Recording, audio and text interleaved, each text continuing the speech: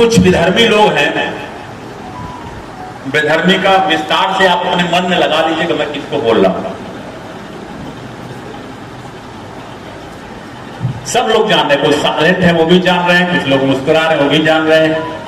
कुछ विधर्मियों ने बोला बात करते, सबके कल्याण की बात करते हैं, तो वो जात की बात करते हैं, टुकड़ों में पैदा तोड़ने का काम करते हैं, समाज को लड़ाने का काम करते हैं। लोगों को भारत माता की जय बोलने में तकलीफ है, मालूम ना किसको तकलीफ है? कांग्रेस के नेता लोग, कुछ लोग बोलते हैं कि मैं भारत माता की जय नहीं बोलता, कुछ लोग जितना हमारा अखंड भारत था उससे आधे से ज्यादा विभाजन हो गया। ये बात कर रहे हैं 1857 की जब पहली क्रांति हुई। 1857 की पहली क्रांति में जमीनी रिकॉर्ड है। इस सब हम तमाम रियासतों को मिलाकर के जिसको हम भारत बोलते थे, यहाँ का कोई रियासत का आदमी, राजा हो या कुछ भी हो, वो जब बाहर जाते थे तो रियासत के नाम के साथ हम भारत को उल्लेख करना पड़ता। सभी लोग, सभी रियासत के लोग भारत ही बोलते थे।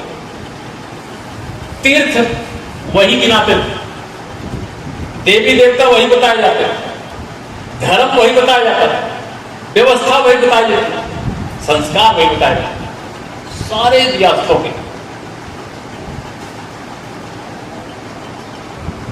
मगर अब 1857 की पहली क्रांति के बाद से जो विभाजन का दौर शुरू हुआ, तो आखिरी विभाजन आजादी के समय में 14 अगस्त 47 का वो दिन जिसमें आज जो बांग्लादेश है, पाकिस्तान है, उसको जब विभाजित किया गया, तब तक हमारे पास जमीन बची 33 लाख, 50 आधे से ज्यादा जमीन हमारे हाथ से चलती, और आधे से ज्यादा चली गई तो ऐसा नहीं कि चला गया।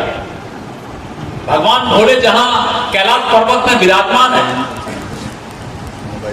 वो आज हमारे पास नहीं है, वो भूभाग हमारा नहीं है, वो श्रद्धा का अंश, वो भाग हमारा नहीं है, दूसरे का कब्जा।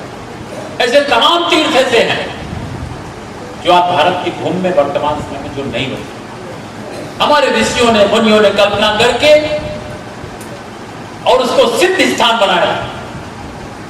आज भी हम लोग बोलते हैं कि भगवान शंकर और हमारे हनुमान यहीं विराज, मगर दुर्भाग्य देखिए। और इसलिए आने वाली पीढ़ी को पता चल सके, लोगों को मालूम पड़ सके कि हमारे तीर्थ, अब हमारे कुछ तीर्थ विभाजन के बाद हमारे पास नहीं रहे, तो विभाजन की जानकारी लोगों को पता सके, हमारे अखंड भारत जिसको हम बोलते हैं वो पता चल सके। इसलिए 14 अगस्त के दिन ये पहली पार्टी है भारतीय जनता पार्टी जिसने ये तय किया कि हम अपने समाज को उन सारी चीजों का वो याद कराएंगे।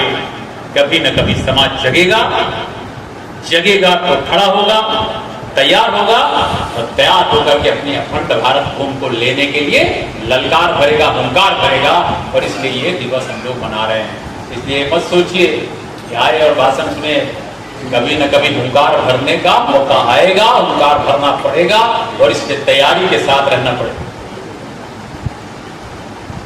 और इसमें सब लोगों को लगना है। सरकार भी अपने तरीके से विकास के साथ काम कर रही है, उसी विकास की कड़ी में हमारा मऊगंज जिला बना है और बहुत सारी चीजें।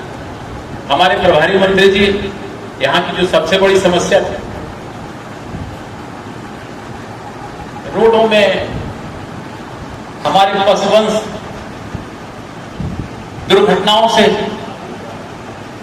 मर रहे हैं, और इसलिए उन्होंने ये तय किया है इस मऊगंज क्षेत्र के अंदर गौ अभयारण्य बनेगा, जिसमें 10,000 हमारे इस गौ वंश को रखने की व्यवस्था करी।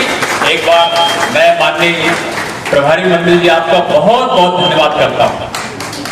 और ऐसा नहीं कि हमारे प्रभारी मंत्री जी समाज की चिंता कर रहा है, और इसलिए ये जब हमारा उसकी जमीन मेलाट हो गई है, वो जमीन भूमि मिल गई है।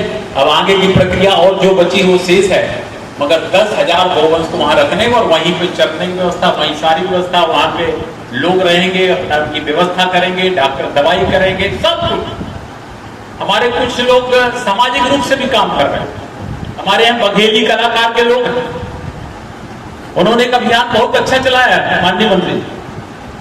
उन्होंने एक लाल कलर का रेडियम युक्त पट्टा, जो रोडों में हमारे गौवंश घूम रहे हैं उनको ढूंढ ढूंढ करके पहना रहे हैं, और उससे दुर्घटनाएं नहीं हो रही। दूर से ही दिख जाता, 5 किलोमीटर 4 किलोमीटर दूर से ही दिख जाता कि यहां पर कोई लाल कलर का है, ब्रेक लगता है और दुर्घटनाओं से बचत दोनों तरफ। हमारे कुछ कलाकार, बघेली कलाकार यहाँ आए थे ना, कल के लिए शायद बुलाए हैं क्या? अरे दीपक जी बहुत बहुत बधाई, आपकी पूरी टीम है, बस खड़े कर दीजिए टीम को। एक बार इनको बहुत बहुत बधाई। माननीय मंत्री जी भी हैं, आपको बहुत बहुत धन्यवाद कि आप अपने सोर्स से, अपने पैसे से, अपने कला के माध्यम से जो पैसा जुटाते हैं उसके माध्यम से हमारे गौवंश की रक्षा के लिए आप जुटे हैं। आपको एक बार बहुत बहुत धन्यवाद करते हैं। अब मैं तो चाहूंगा कि अगर आप लोग कुछ पट्टे लेके आए हैं तो माननीय मंत्री जी से समय लेकर के कुछ हमें गौवंश को पहना करके संदेशा देना है। और ये बहुत बड़ा खर्चीला कार्यक्रम नहीं है, हम सब लोग मिलकर के करेंगे। तो रोड में घूमने वाले एक एक हमारे जो गौवंश है उनको हम रेडियम उससे पहना सकेंगे। बैठिए, बहुत बहुत धन्यवाद। कल हम चाहेंगे कि आप लोग, अखंड भारत की हम बात कर रहे हैं, मगर अखंड भारत की बात करने के लिए हम लोग तैयार हो रहे हैं। इसी भारत भूमि पर आज भी कुछ दुश्मन हैं जो फिर से भारत को खंडित करने के लिए लगे हुए हैं, और भारत को खंडित करने के लिए लगे हैं अलग अलग तरीकों से। अंदर ही अंदर विस्फोटक रूप से समाज को टुकड़ों में बांटने का काम किया जा रहा है। हम जब समाज की इकट्ठा बात करते हैं, हम हिंदू समाज की बात करते हैं, हम राष्ट्रभक्त की बात करते हैं, राष्ट्रीयता की बात करते हैं, सबके कल्याण की बात करते हैं, तो वो जात की बात करते हैं, टुकड़ों में पैदा तोड़ने का काम करते हैं, समाज को लड़ाने का काम करते हैं। और इसलिए आप सब लोगों से मेरी प्रार्थना है कि अगर भारत को बचाना है, आने वाले समय में जिस तरह धारा 370 को खत्म करके जम्मू कश्मीर के अंदर भारत का संविधान हमने लागू किया है, वो माननीय प्रधानमंत्री जी नरेंद्र मोदी जी के लिए मैं धन्यवाद करता हूं कि आजादी के इतने वर्षों बाद इस भारत के अंदर एक ऐसा प्रदेश था जहां पर भारत का संविधान नहीं चलता था। कुछ लोग भारत के संविधान की बात करते हैं, एक पार्टी तो संविधान का वही लेकर के घूमती है। इतने वर्षों तक 60 साल राज किया है उस कांग्रेस पार्टी ने, मगर जम्मू कश्मीर के अंदर भारत का संविधान लागू करने नहीं दिया। वहां पर गरीब के लोगों को किसी प्रकार का न रिजर्वेशन है, न उनको सहारा है। वहां रहने वाले कुछ लोग हैं जिनको वहां की नागरिकता नहीं मिली, वहां पर दूसरा संविधान चलता रहा, वो बात नहीं उठा पाए। मगर धन्य है नरेंद्र मोदी जी जिन्होंने भारत का संविधान बोला पूरे भारत में चलेगा। पूरे जो हमारे माननीय श्यामा प्रसाद मुखर्जी जी जो जम्मू कश्मीर में एक विधान मतलब संविधान, एक संविधान, एक प्रधान और एक झंडा की लड़ाई लड़ते हुए जम्मू कश्मीर में जेल में बंद होकर के अपने प्राण त्याग दिए। उनके प्राण त्यागते समय एक प्रधान बन गया, पहले जम्मू कश्मीर में प्रधानमंत्री हुआ करता, उनके संघर्षों की बदौलत वहां मुख्यमंत्री हुआ, प्रधानमंत्री भारत का माने जाने लगा। वहां झंडा दूसरा था, उन्होंने झंडा भारत का किया, मगर जम्मू कश्मीर में कुछ लोगों ने भारत का झंडा नहीं फहराने दिया। मगर धन्य है नरेंद्र मोदी जी जिन्होंने बोला कि भारत की एक एक इंच जमीन पर भारत का संविधान लागू रहेगा। जम्मू कश्मीर से धारा 370 और 35 से खत्म करके भारत का संविधान वहां लागू कर दिया। भारत का एक एक नागरिक जैसे देश के अंदर जा सकता है, दिल्ली कर सकता है, वैसे वहां कर सकता है। ये काम ऐतिहासिक काम हुआ। और जब हम इस काम की बात करते धारा 370 की, तब लगता है कि 370 खत्म होने के बाद जम्मू कश्मीर का अंग, जम्मू कश्मीर की जमीन भारत के संविधान के साथ जुड़ चुकी है, तो शेष जो भूमि है जो पाकिस्तान के कब्जे में है, पीओके जिसको हम बोलते हैं, उसको भी हम लोग लेकर के रहेंगे। और हमारे गृह मंत्री ने, अमित शाह जी ने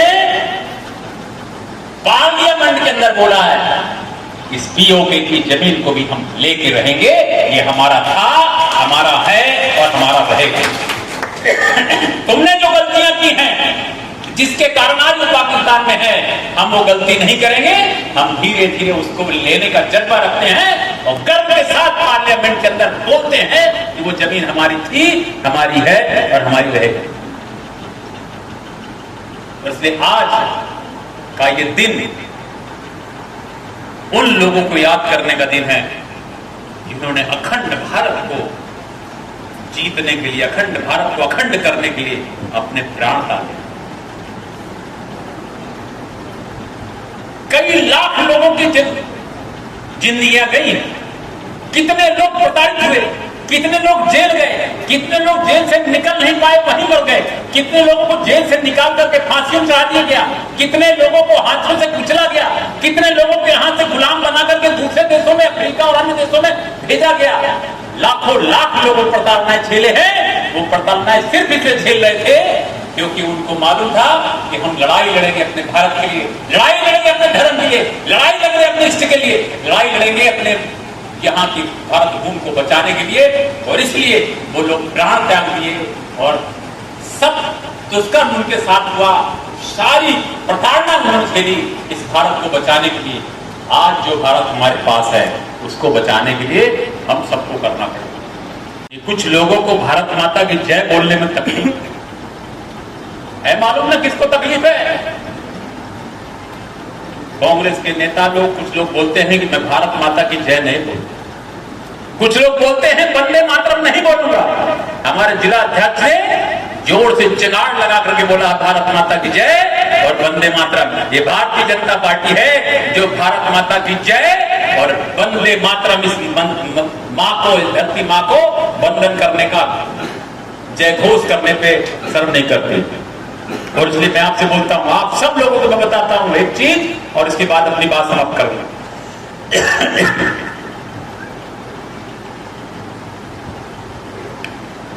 कुछ विधर्मी लोग हैं, विधर्मी का विस्तार से आप अपने मन में लगा लीजिए कि मैं किसको बोल रहा हूं।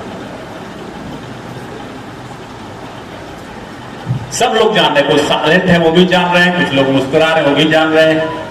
कुछ विधर्मियों ने बोला था कि भारत को मां क्यों बोलते हो, गौ को मां क्यों बोलते हो? हमारी गौ मां को मार के काट के खाने वाले लोगों को मैं बताना चाहता हूं कि हम गौ को मां क्यों बोलते हैं, धरती को मां क्यों बोलते हैं, गंगा को मां क्यों बोलते हैं। आज हम आपके सामने एक बात रखेंगे, फिर अपनी बात समाप्त करेंगे। ये मां शब्द हम जब बोलते हैं तो सब लोग जुड़ जाते हैं, एक भाव में जुड़ जाते हैं। इस धरती को जब मां बोलते हैं तो इस धरती में रहने वाला एक एक व्यक्ति हमारा भाई हो जाता, हमारा सहोदर हो जाता है। जहां से गंगा निकलती है और अंत में समुद्र में जहां तक मिलती है, उस गंगा के जल ने हम सब लोगों को स्नान करने से लेकर, पीने से लेकर के, अपनी पवित्रता से लेकर सब कुछ, जब हम गोते मारते हैं तो हम सब उस गंगा मां के बेटे हो जाते हैं। और इसके पीछे का एक लॉजिक है जो मैं आपको बता रहा हूं। आप धरती में खेती करते हैं, मान लीजिए गन्ना लगाया, तो गन्ना लगाया, गन्ना जब बड़ा हुआ तो मीठा आ गया। आप एक चीज बताइए, हमको जन्म देने वाली मां ने हमको 6 महीने तक केवल अमृत समान दूध पिलाया, ना मैंने अनाज खाया, ना मैंने कुछ खाया, केवल मां का दूध पिया। हम सब लोग अपनी मां के संतान हैं और अपनी मां का 6 महीने तक केवल हमने अमृत समान दूध पिया है और कुछ नहीं खाया। केवल दूध पी करके हम 2-3 किलो के पैदा होकर के हम 10-15 किलो हो जाते हैं। हमारी मां ने अपने शरीर से सारे तत्व अपने शरीर में डाले और अपने सारे तत्व अपने बेटे के लिए छोड़ दिया। 6 महीने में उसमें कैल्शियम मिला, विटामिन मिला, आयरन मिला, हड्डी प्राण सब कुछ मिला। वो मां जो अपने बच्चे के लिए सारे तत्व छोड़ देती, अपने बच्चे को पालन करने के लिए सब चीज त्याग देती है, उसे मां बोलते हैं।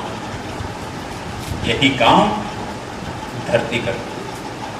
और धरती का एक खेत का थोड़ा सा चुटकी भर अगर मिट्टी आप मुंह में लेंगे तो टेस्ट नहीं आएगा, मगर जब उसी धरती में जब आप गन्ना पैदा कर देंगे और गन्ना जब होगा तो धरती मां अपने बच्चे को जो चाहता है वो छोड़ देती है और गन्ने का रस आपको अमृत के समान मिल जाता है। आप फल खाइए, दवाई खाइए, अन्न खाइए, जो कुछ भी चाहिए, मेवे खाइए, धरती में हर चीज मां अपने बेटे को छोड़ देती है।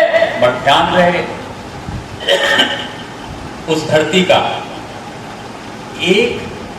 एक भी वजन घटता नहीं। लाखों साल पहले गन्ना होता था, आज भी गन्ना होता, धरती उसी तरह है, कुछ भी नहीं बिगड़ा।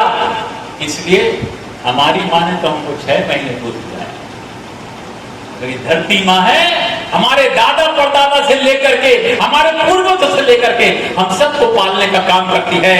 जब हम 6 महीने हमको मां के समान पाल करके पालने वाले को मां बोलते हैं। इसलिए हमारे संस्कृति में, हमारे धर्म ग्रंथों में धरती को मां के समान बुरा किया गया।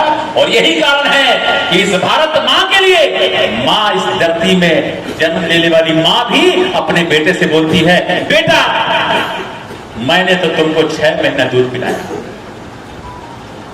मगर इस धरती मां ने तो तुम्हारे पूर्वजों से लेकर के हमको सबको पाला। मेरी अगर इस धरती मां को अगर जरूरत पड़ जाए तो मेरी चिंता नहीं करना, इस धरती मां की चिंता पहले करना। और इस धरती मां की इज्जत, इस धरती मां की लाज, इस धरती मां की रक्षा के लिए मैं तुम्हारी मां होकर के तुमको इजाजत देती हूं कि इस धरती मां के लिए प्राण त्यागना पड़ जाए, त्याग देना और धरती मां को बचा लेना। यह है भारत की मां।